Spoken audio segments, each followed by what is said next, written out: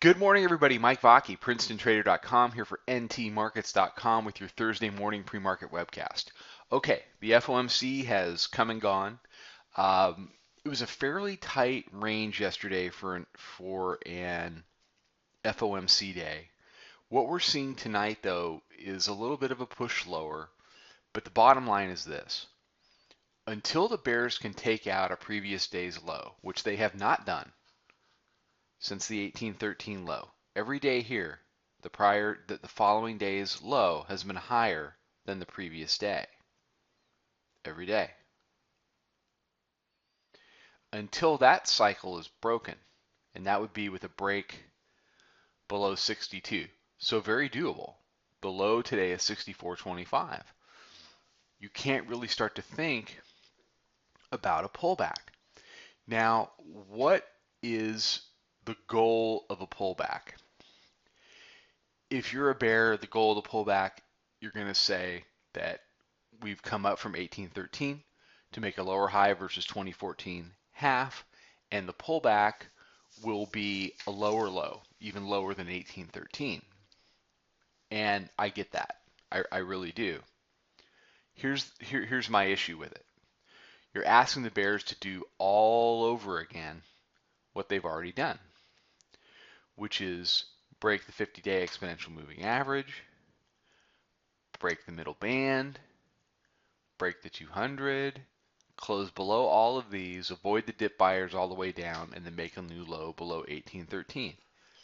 It's possible, but I don't think it's the higher probability outcome.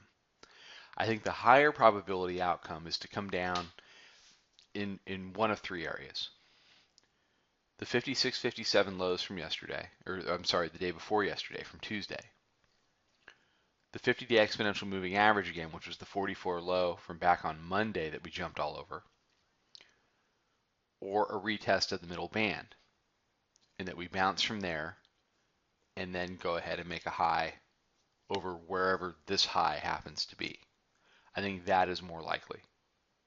A pullback and then a higher low gets established versus 1813. I mean, what's more reasonable at this point? Okay, I was all for the starting of a downtrending market.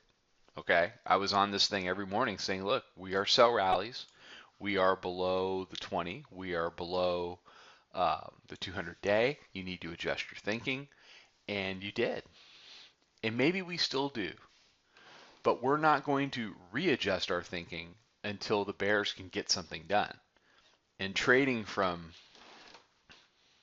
85.75 down to 64 isn't getting anything done.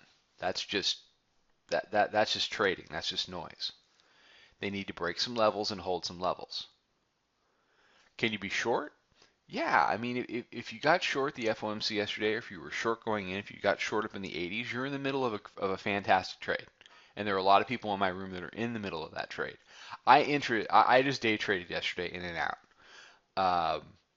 A lot of that is a byproduct of the fact that I was away for 6 days, and the way I like to get back into shape, so to speak, is to do a lot of intraday trades. I don't like to come back, sit down, and say, okay, I'm going to get into a swing trade.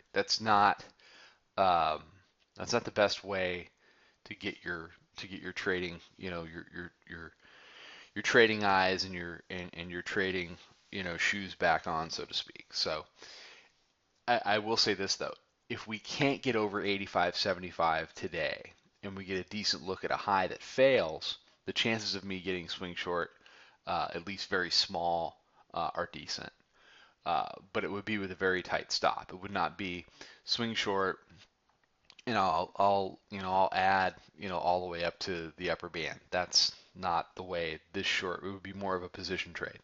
It would be short the lower high with a stop above the 85.75 high, because either 85.75 is going to be it, or I mean, the squeeze definitely lives over there. And I'm much more interested in being long a dip than I am short. If I don't get the opportunity to get the exact short entry that I want, I won't take it. I would rather be long a dip. Okay, that's all I got. Everybody have a fantastic day. Follow us on Twitter at Princeton Trader. Check out the website, princetontrader.com. Come check out the chat room. A lot of people are. A lot of people are loving it. A lot of people are staying. Come join them. Come learn this stuff. We would love to meet you. Um, we are it's a good group of people, and from what I hear, from the people that come, it's a great place to learn how to trade, and it's an excellent information resource for people that trade this stuff every day. So come check it out. I will be back tomorrow morning with another webcast. Trade them well.